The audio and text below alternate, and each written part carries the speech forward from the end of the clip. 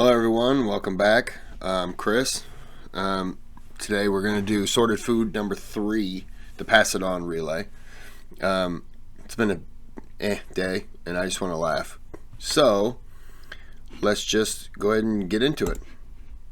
Hey everyone, I'm Mike, this is Baz. And today it's time for your favourite format, my favourite format, Pass It On. It's not Ben's favourite format. No. We're 1 for 2 at the moment, aren't we? We failed, we won. But we could do better. We could do better. Do we want to put ourselves in an order before or after knowing the theme? After. Janice, what are we doing? The theme is savoury fine dining.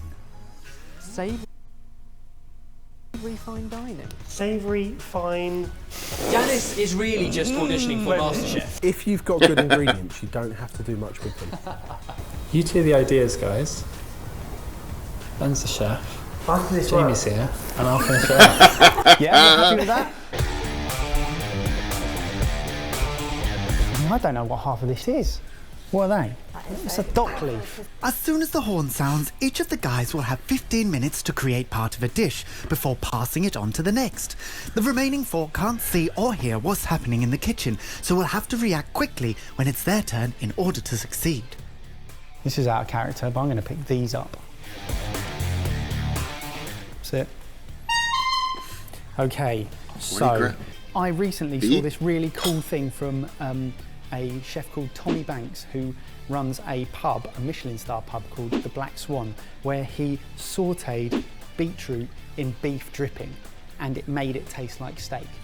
What? I'm going to chop them into chunky round discs and then I'm going to fry them slowly in beef fat.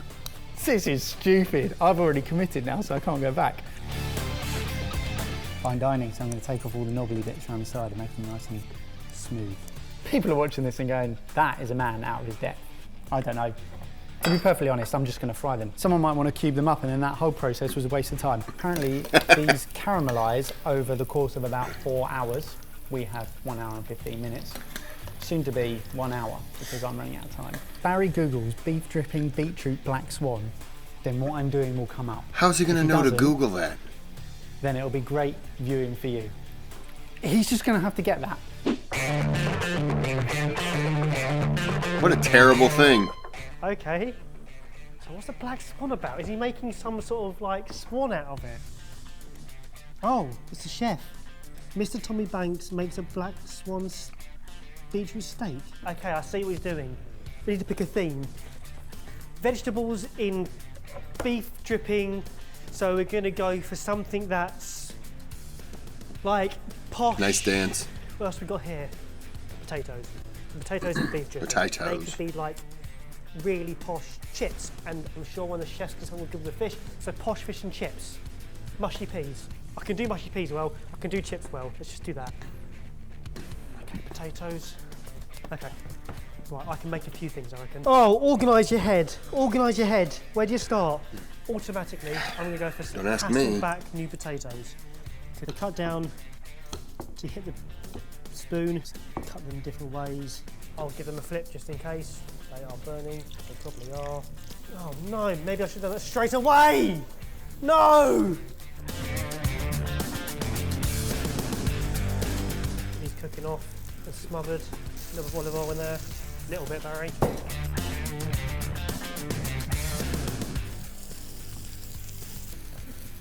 Sage and pea scrub, I believe that's better. I don't understand what he's doing at all. The Hasselback potato, I don't understand any of that.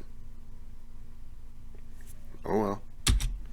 He has a vision. Let's just leave clues out again for Ebbers. I'm making Hasselback potatoes, so let's go for I love British Pink accents. Floyd, isn't there? But anyone who doesn't know, he's a ex-Leeds footballer. So peas are going in there now. Some whole milk in there as well to boil away. To here, lid on.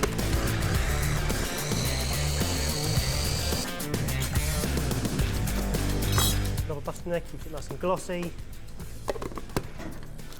How long? 1 minute? And then I want to just quickly see if I can sieve this through. Oh, it's too goddamn thick! What is going on? Fucking goddamn shit. That, be boy. Chucking bloody sage You need in there. that in there. Flavour. Okay, right, I'm running out of time, so I'll let Ebbers sieve that. Oh dear. Oh no. That was so stressful. 2648, Ben, if you need a code, my phone, which has got a clue on it. Well, if I can't get into it, it's not going to help me, is it? I couldn't. Number 1, mess. Spring peas that aren't quite cooked, burnt beetroot discs, butter, oregano. Right, 2 phones now. What? Okay. Having seen the fact that there's no protein yet and there's lots of lovely, beautiful, spring, fresh vegetables on the table, I'm surprised we've gone for roast potatoes and beetroot.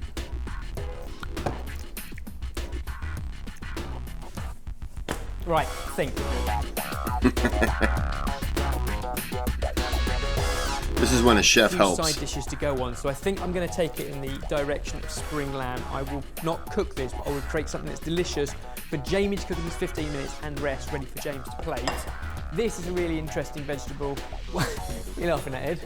Fennel, coriander, salt. Spice grinder would be great, but I think it might just be quicker to do this. This will give us a nice little rub, so when Jamie cooks it off in a minute, it will just give it a little bit of fragrance. 1 is going to be plenty for what we need here, but I'm going to do 2, so Jamie's got a chance to cook them to different temperatures. And then maybe James can decide which one. And because you've got these raw spices, I wouldn't normally use raw fennel, raw coriander. So as it cooks in the pan, that'll toast off nicely. It will give us a really good crunch and crust and texture to the outside of a beautifully pink lamb. I was just wondering what meat he was using. Wild garlic is amazing. You can only get it for a short Wild period of time, garlic? but it's quite strong. In fact, I'm beginning to wonder if that might also be what's in the pea puree, but it's quite strong. So I'm going to blanch it for a minute in boiling water. And then we'll immediately chill it into an ice bath. Wild garlic. I've Then never we'll heard of blend wild up garlic. wild garlic with about an equal quantity of olive oil, some salt, and Anyone else ever heard of wild garlic? Or have you ever tried wild garlic? Let me know. I just know about the garlic bulb. that is literally it, but it should be thick and viscous. So this is a really interesting vegetable that's a cross between a turnip and a cabbage, I guess, really. This is the colour that's going to bring this plate together. Beautiful wild garlic oil. Last little thought, and something we can leave Jamie to bring together, some awesome little onion rings, but made from leeks. They're tiny, they'll look really dainty on the plate. Just going to toss them in seasoned corn flour. I'm going to leave that next to the oil. You'll get that, right? 15 minutes goes quickly. He's making onion rings with leeks. That doesn't sound Okay. good. Hot oil, and that seems to have to go in there, but I could not tell you what that is. That could be leeks? Oh, Good it's guess. got aniseedy stuff on it. Is it fennel? What is that? Whatever this is, that doesn't taste of anything. So I don't know what that is. Okay, now, Ben being Ben would have left me clues for what to do. So I think oil being in there means I have to put the, what probably look like leeks into there. This isn't on, but would I be cooking that in there? I'm not gonna add anything, because if I add something, I'm gonna get told off. Yes. Yes. You get told off because you screw up. But I don't know. Those don't even look good. Yep. Yeah. Tastes like that's been fried. Cool.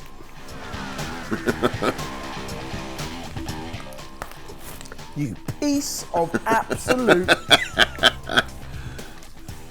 One of the things I've seen them do in programs like MasterChef, when they're cooking stuff for like fine dining purposes. Ow!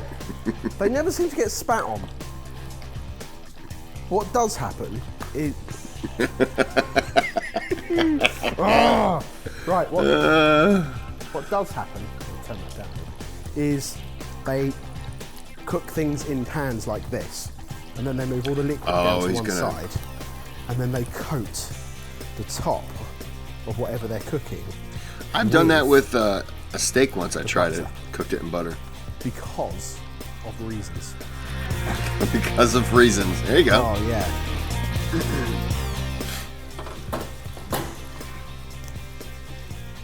These were not done by a chef. The worst thing is, I'm going to get the blame for them. I haven't done the spooning thing for a while. I haven't done the spooning thing for a while. No. Should I put these on a plate for him? Then he'll know what they are. Maybe I'll put them next to some raw potatoes. Now, one of the things I have learnt, because Ben says it all the time, is aromats, which are things that smell good. Therefore, No, that's not what you do. You don't do it that way. I mean, I've done that, and I'm now worried that that wasn't the right thing to do. No, it was a terrible idea. Oh, yeah. I like Jamie. Because he's sometimes just terrible. That felt so much shorter than the 10 minutes that we got the last couple of times. It's tidy. It's really tidy. Ooh. These look burnt, but they kind of taste okay. They taste beetrooty in the middle, so I think that's okay. What are those? Those are the leek onion rings. I don't know if I want to taste this. Flour is raw. Mushy peas. Which doesn't shout out fine dining to me. So I guess I should plate up, shouldn't I? I really want to save this puree because it's really grainy. I wonder if I can or not. I'm going to try putting some yogurt in it as well. Plate. I need a plate. I need a plate. See what happens.